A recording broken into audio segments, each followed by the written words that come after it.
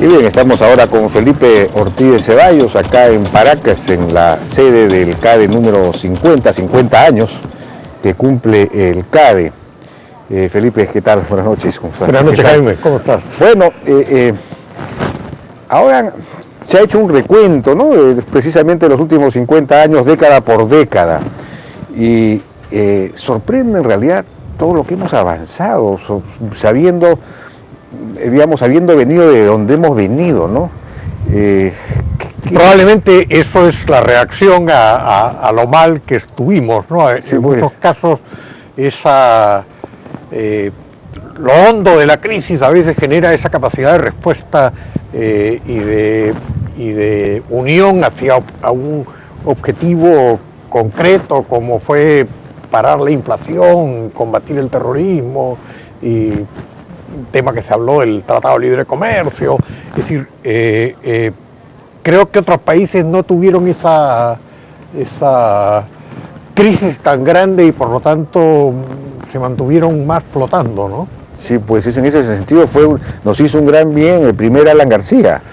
Sí, creo que de alguna manera nos vacunó, ¿no? Era una gran definición de qué cosas no deberíamos hacer. Claro, sí, pues. Y bueno, y el gobierno de Velasco, por supuesto, sí, que también se ha recordado ahora, ¿no? Pero, por ejemplo, yo no había tomado conciencia clara de el gran esfuerzo conjunto público-privado que fue conseguir el TLC con Estados Unidos, ¿no?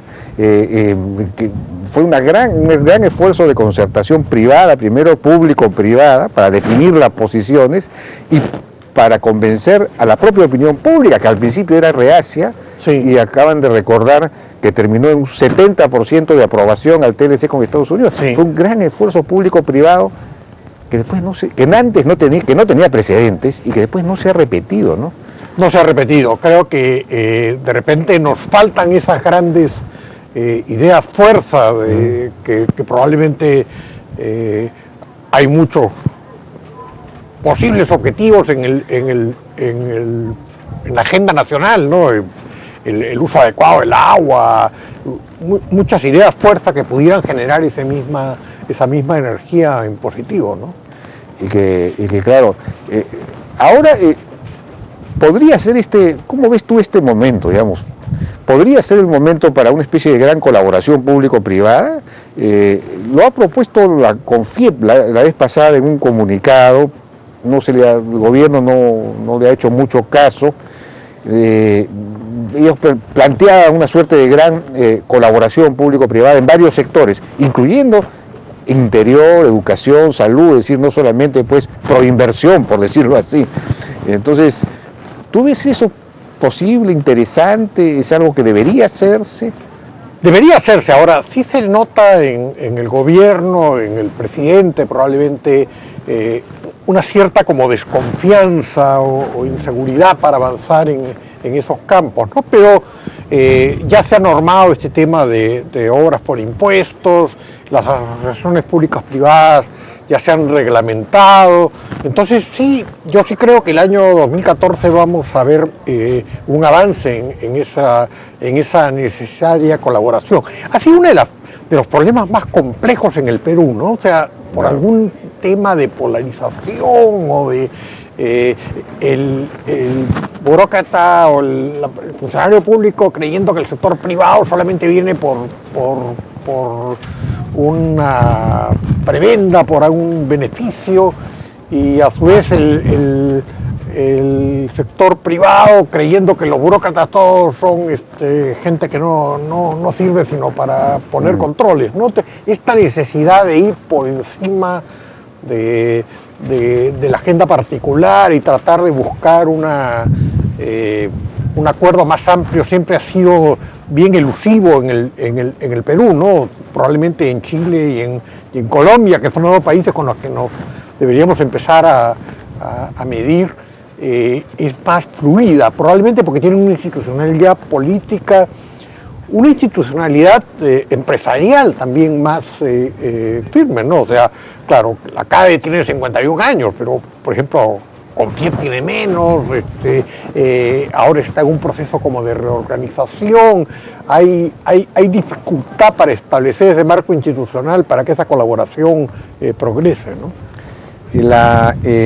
Por ejemplo, no sé, la educación técnica, por ejemplo, que es tan importante, hay varios sectores, tú lo debes saber esto mejor que yo, que ahora tienen problemas de expansión porque no hay o los profesionales o los técnicos suficientes. Por ejemplo, hay proyectos mineros que no pueden avanzar porque no encuentran esos cuadros, digamos, o tienen que robárselos al vecino, pero pagando tanto en que ya los costos desaparecen. Es una situación tremenda eso, ¿no? Yo creo que afortunadamente Jaime Saver es un profesional muy calificado y muy interesado en el tema, ¿no? Yo creo que podría en su gestión avanzar en esa idea de cómo lograr mejorar la oferta y establecer un mecanismo de mercado más fluido para la definición de las profesiones y las vocaciones, ¿no? Yo creo que muchos muchachos entran a estudiar y no saben cuánto podrían estar ganando en cada una de las distintas profesiones técnicas y de repente esa información simplemente, o sea, si uno, por ejemplo, colaboración público-privado, ¿por qué no se pone la remuneración promedio de las personas en función de la profesión y de la universidad de donde proviene? ¿No? O sea, un técnico en electrónica de la Senati, ¿cuánto gana? Un chef de cocina, ¿cuánto? Un ingeniero de sistemas de la Universidad de las Peruanas, ¿cuánto? Eso, simplemente esa información que pueden hacer de esa colaboración, porque la SUNAT puede conseguir toda la información de los impuestos, de los ingresos, y el sector público y privado, ayudar en la definición, codificación y ordenamiento de eso, sería muy útil. O sea, poder tener una página web que uno pudiera, el muchacho de 18 años, saber cuáles son las profesiones en las cuales puedo encontrar trabajo y cuánto me pagan en una o en la otra, ¿no? Claro. Ahora, ustedes, por ejemplo, tienen una experiencia de colaboración público-privada con estos libros de matemáticas para todos, no sé si un libro de economía, también creo que tienen ustedes. Economía para todos y matemáticas para todos, sí. ¿Cómo les ha ido? Digamos, ¿han podido concertar con el Ministerio de Educación?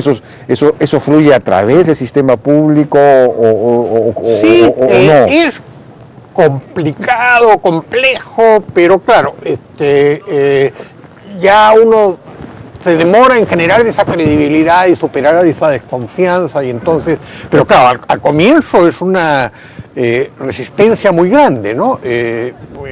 Todo proceso de innovación, vamos a aplicar la matemática práctica antes de enseñar la fórmula, porque todo eso ahí demora.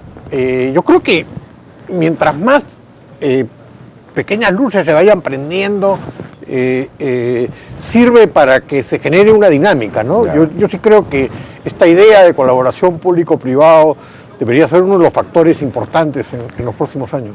Bueno, recuerdo eso, me recuerda los amigos de la policía, este grupo de la Fundación Romero, que quería comprar todo un sistema de computadoras para las comisarías de Lima, y no podía, porque la policía no quería que es decir, se resistían a la colaboración, una cosa increíble, ¿no? Sí. Me están pidiendo una pausa, Felipe, y regresamos. Hace 2 años me diagnosticaron cáncer. El tratamiento que tenía que hacerme era tan caro que hubiese tenido que venderlo todo para poder pagarlo. Menos mal, nunca tuve que hacerlo. Estaba asegurada por RIMAC. Y ahora, felizmente, todo está bien. Contra el cáncer tienes que estar asegurado. Hazlo ya con el seguro oncológico integral desde 32 soles mensuales. RIMAC Seguros. Todo va a estar bien. Descubre La banca preferente de Financiera Efectiva. Solo cuando la rentabilidad es tan alta como tu confianza, puedes dormir tranquilo. Financiera Efectiva. Tu bienestar, nuestro compromiso. Llámenos ahora. Ahora noviembre te parecerá diciembre. Por eso en Claro la adelantamos. Solo hasta el 30 de noviembre, estos smartphones a precios de regalo. Escoge entre el HTC One S, Motorola D3, LG L3 II y el BlackBerry 9320.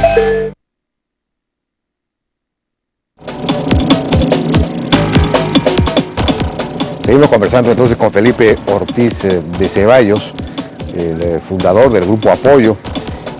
Bueno, a Ricardo Briceño, que ha sido expresidente de este CAE, se le ha ocurrido esta idea especial. Es un CAE distinto a los anteriores, ¿no? Porque ahora no viene nadie de fuera, no hay comentaristas, y él ha seleccionado un grupo de 6 o 7 u 8 empresarios jóvenes, entre comillas, es decir, menores de 50, 40 y 50 años, ¿no? Líderes, digamos, en cada uno de su sector, para que formulen una suerte de visiones de cómo ellos quisieran, o no quisieran, cómo ellos ven o cómo van a construir su sector en el futuro. Y entiendo que esto lo han coordinado, lo han conversado con los empresarios de su sector, incluso creo que luego lo han validado con el sector público, han conversado con los ministerios. No sé exactamente, eso lo vamos a ver mañana, pero digamos, esta experiencia de pensar el futuro, de tener una visión de largo plazo, aquí estamos hablando de entre 10, 20 años, no sé exactamente cuál es el horizonte, es algo a lo que no estamos acostumbrados. Antes no estábamos en la supervivencia, pero ahora sí tenemos el aire suficiente como para pensar el futuro. Es necesario pensar el futuro, es necesario un tipo de planeamiento, es necesario tener una visión. ¿Cómo debe hacerse eso? Sí, es el tema. Yo sí creo que se requiere esas ideas, fuerzas hacia futuro, ¿no? Que yo creo que la iniciativa de Ricardo Briceño, de esta innovación, de cambiar el CADE para que sean más bien empresarios jóvenes, ejecutivos líderes, los que proyecten el posible desarrollo de su sector, el poder vendernos una idea de lo que podía ser la minería, el turismo, la agroexportación en el Perú en los próximos 10 años. Yo sí creo que es clave, ¿no? Porque creo que en el Perú se están celebrando este año, pues, 20 años de la Constitución del año 93. Bueno, si uno compara el Perú del año 93 con el de ahora, el cambio es dramático, ¿no? O sea, en los últimos 20 años el Perú es el país que más ha crecido en América Latina, si uno toma los 20 años. Sin embargo, la parte institucional y política no hemos mejorado en la misma... no hemos logrado el mismo avance, ¿no? Se nota una recuperación económica con respecto a a Colombia y a Chile muy significativa, pero cualquier analista de fuera diría de que la institucionalidad hoy día en Chile y Colombia es mejor que la del Perú, ¿no? Entonces, yo sí creo que el año entrante tenemos elecciones regionales. Hay 890 grupos que han pedido inscripción, papeles para inscribirse. En 25 regiones, eso es 30 candidatos en cada región, ¿no? Entonces, es un proceso que si no empieza a encontrar cauces comunes y orientaciones de largo plazo, podemos estar permanentemente desconcertados, sujetos a la noticia del momento, ¿no? Entonces, ¿cuál puede ser la relación del Perú con la China? El agua se va a volver un recurso cada vez más importante. ¿Cómo debe el Perú manejar el agua? ¿Cuál es el potencial de desarrollo del turismo? Todo eso yo creo que son ideas que lo que ha pedido Ricardo ahora de que cada sector el grupo más representativo joven de este sector pueda proyectarse en próximos 10 años, yo creo que habrá que ver en los próximos días cuán fructífero es, ¿no? Habrá que ver en la cara a la gente el viernes, el sábado, si este ejercicio ha sido suficientemente motivador para que sirva de base para experiencias futuras, ¿no? Gonzalo Prialé decía el otro día que Proinversión, por ejemplo, tiene un programa de concesiones de asociaciones público-privadas de 2 años, un plan de 2 años, el 2012-2013, total 12.000 millones de dólares más o menos. Colombia tiene uno de 5 o de 10 años, no recuerdo, y en fin, así sucesivamente, es decir, y tiene por supuesto 60.000 millones de dólares o mucho más, de Brasil. Entonces, nos falta pensar un poco más a largo plazo, pero ¿cómo hacer? Es decir, ¿qué institucionalidad se necesitaría para eso? O como no lo hemos tenido, o no digamos, no, y hemos avanzado bien, quizás no la necesitemos, pero sí se necesita pensar un poco el futuro. Sí, yo creo que esta experiencia en el CAE va a ser útil y de ahí pueden salir ideas, ¿no? Creo que requiere establecer un clima de mayor confianza entre la alta dirección del gobierno y los representantes del sector privado, ¿no? Yo creo que hay sitios en los cuales esos sectores en los cuales de sociedad, en el sistema financiero, probablemente en sectores mineros o exportadores hay un poco más de recelo, ¿no? Entonces yo creo que ese es un gran desafío que tenemos por delante, ¿no? Porque yo creo que la ventaja que Colombia y Chile tiene en eso que tú planteas, de poder mirar 4 o 5 años por delante, es muy importante. Y además ahora yo creo que como en Chile va a ganar la presidenta Bachelet, y probablemente su plan de gobierno va a ser un plan de gobierno de cambios, ¿no? Planteado temas tributarios, de educación, o sea, Bachelet quisiera, está un poco a contracorriente porque quisiera llevar Chile al estado de bienestar del cual los europeos están regresando casi, sí, ¿no? sí. Entonces, claro, eso genera un cierto desafío a cuál es la agenda que el Perú va a tener en los próximos años. Las elecciones del 2016 ya no se pueden jugar solamente en función de personas, de lemas, sino de algunas de estas proyecciones de los próximos 3, 5, 7 años. Claro. Tú mencionabas la relación con China, por ejemplo, como un tema que debería pensarse un poco más.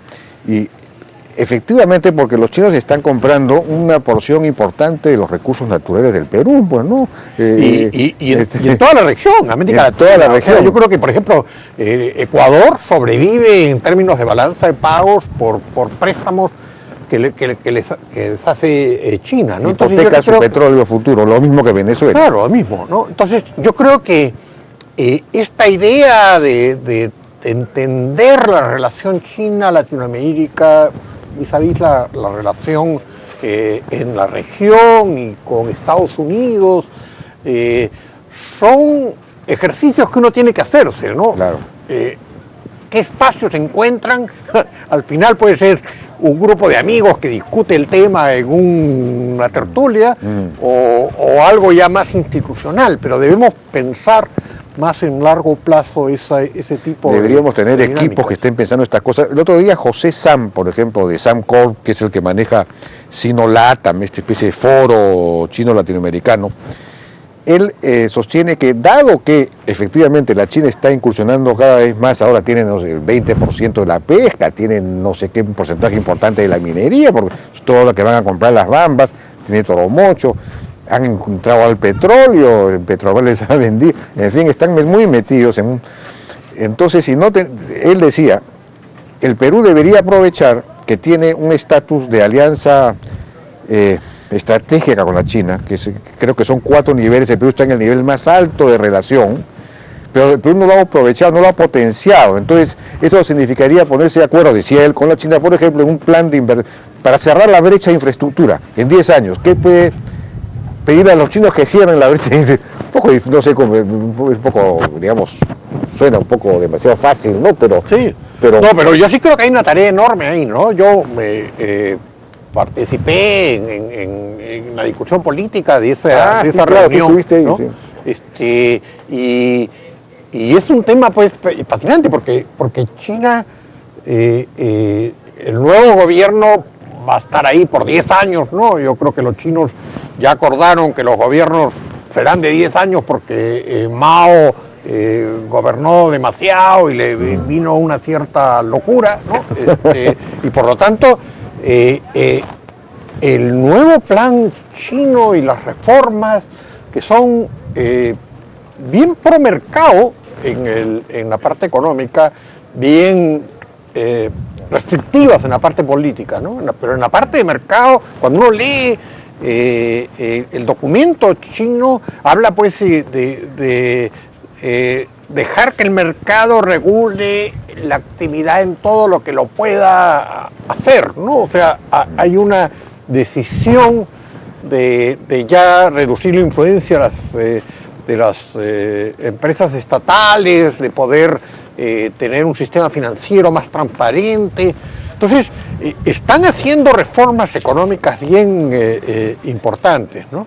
Y realmente nuestro conocimiento de la China, a pesar de lo que mencionas de este estatus que por razones circunstanciales se dieron, que es superior al que tienen otros países de la región y que nos podría beneficiar, pero que requiere de un cultivo, especialmente con los chinos. La relación es una relación de confianza, uno tiene claro. que ir allá y claro. Los chinos venir y volver a ir y volver a regresar y establecer esa base para que después, porque en este momento la brecha de infraestructura del Perú para el ahorro que hay en China es una proporción muy pequeña, ¿no? Sí, pues, o sea que nadie podría hoy día financiar más que China, ¿no? Claro. Y lo está haciendo en Ecuador casi por un préstamo de balance de pagos. Acá lo podría hacer por proyectos mucho más concretos, claro. definidos. Sí, pues todo eso está por pensarse. Además tenemos una colonia china tan importante, o digamos descendientes de chinos, ¿no? Sí. Tan importante que hay una vinculación para establecer confianza mucho más grande. Bueno, Felipe, muchas gracias por tu participación en la Hora N. Muy interesante conversar con Felipe Ortiz de Ceballos. Vamos a una pausa, vamos a estar ahora con Gisela Orjeda, vamos a estar con ella, con Gisela Orjeda, presidente del CONCITEC. Hoy es miércoles, además, Día de Ciencia y Tecnología en la Hora N. Regresamos.